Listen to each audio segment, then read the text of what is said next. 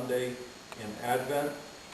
Advent is winding to a close, and we're getting ready for the main event, the birth of Jesus. And we find in this story today an announcement about his birth, and it comes from the most incredible source.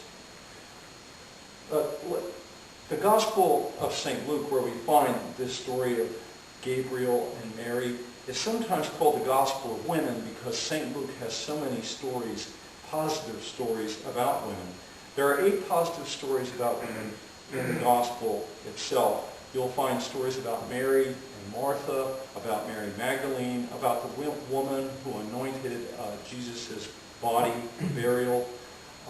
In the book called Acts, or the Acts of the Apostles, which St. Luke also wrote, we will find the story of Lydia, who was a dyer of fabrics.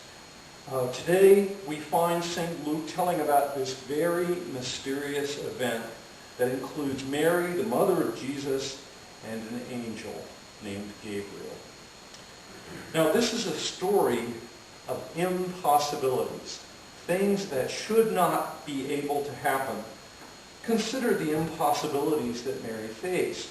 First, she is a virgin, and she's pregnant. She's having a child, but she's still a virgin. That's impossible. Joseph has to follow through in the marriage after he discovers that Mary is pregnant, and it's not his child. That's impossible. Mary must avoid being stoned to death when her neighbors hear the news. And in that ancient culture, that was impossible. Because as hard as it is to believe, a woman found pregnant outside of marriage was guilty of a terrible offense. Now you and I live in a culture where over half the live births are to single parents, single moms, and so it's really a different world that we live in. But then it was inconceivable that you would have a child outside of marriage. In fact, it was a crime. Now, if that's not enough, consider the impossibility that Mary's cousin Elizabeth faced. She was well past the age of bearing children, and yet God says she's going to conceive and bear a child. Impossible. The news literally left Zechariah, Elizabeth's husband, speechless. He could not speak. Impossible. How could it happen? This is a story of biblical impossibilities. But don't we face impossible situations in our lives all the time? What would you label as impossible? World peace? Christian values returning to our nation? A black guy in the White House? Oh my word, what happened? Or how about a black church and a white church in Mississippi combining to feed the hungry?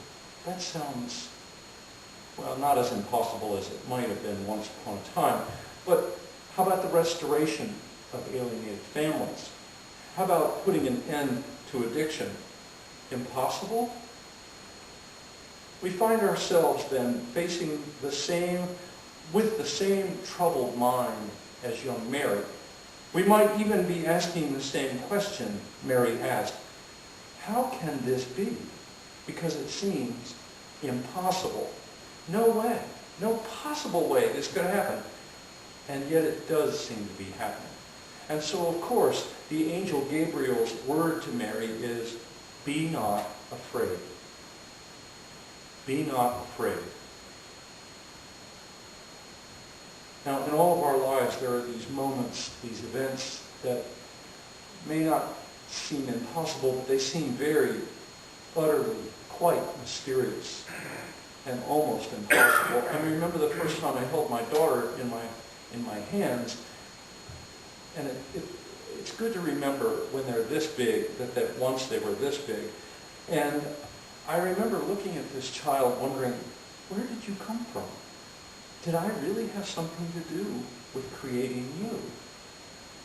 Now, I, of course, was not in a position of being socially ostracized like Mary. I was not single. The future did not seem impossible. I was not 14 or 15. I was an adult.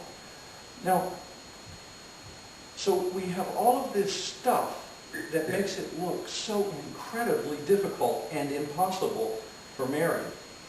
But Frederick Buechner has written something from the perspective of Gabriel that shines even more of a light on this. Frederick Buechner wrote this: "She struck the angel Gabriel as hardly old enough to have a child at all, let alone this child. But he had been entrusted with a message to give to her, and he gave it. He told her what the child was to be named and who he was to be, and something about the mystery that was going to come upon her. You mustn't be afraid," he said. And as he said it, he only hoped that she wouldn't notice that beneath the great golden wings, he himself was trembling with fear, to think that the whole future of creation hung now with the answer of this young girl. It was impossible. You see, Mary had the freedom to say no to God, just as all of us have. God does not force us to do his will. He allows us to choose. When the angel Gabriel gives the message to Mary that she will bear the Son of God, she replies, "Be it unto me according to thy word." Mary says yes.